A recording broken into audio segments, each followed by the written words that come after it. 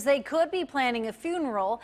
Instead, tonight, their parents are in jail facing drug charges. This all stems from a group heroin overdose this weekend in Florence. Evan Millward is live outside that home with why the family says that this came as such a shock. Evan.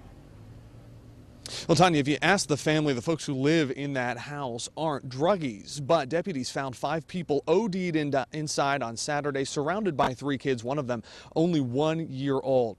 Now, other daughters are talking to us saying they're thankful someone found them so they could get help before it was all too late.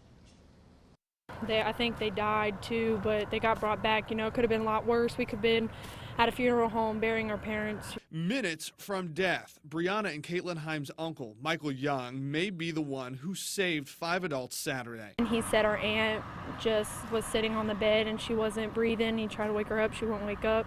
And he went out to the living room to tell my mom something was wrong with her and something was wrong with my mom.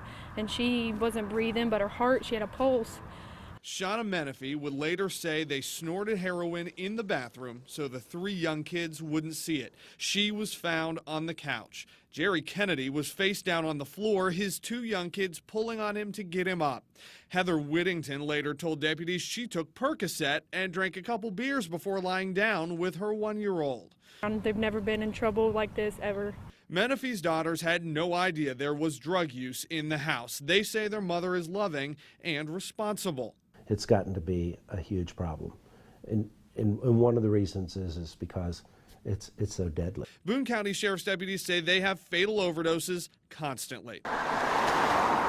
What happened here on Melinda Lane Saturday was likely minutes from being yet another. Now the 5 adults are alive, but in jail. It could have been a lot worse than what the situation is right now. Could have been at a funeral home, you know, we could permanently be without them instead of temporary, you know.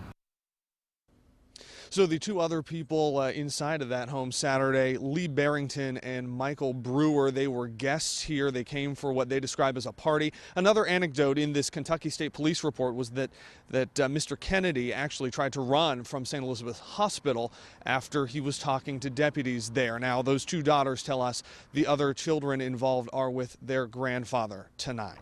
We are live in Florence. I'm Evan Millward, 9 on your side. Thank you, Evan. This is a big problem that Governor Steve Beshear has vowed to tackle in 2015. You can see how much overdose cases have grown in Kentucky. It's startling right now on WCPO.com.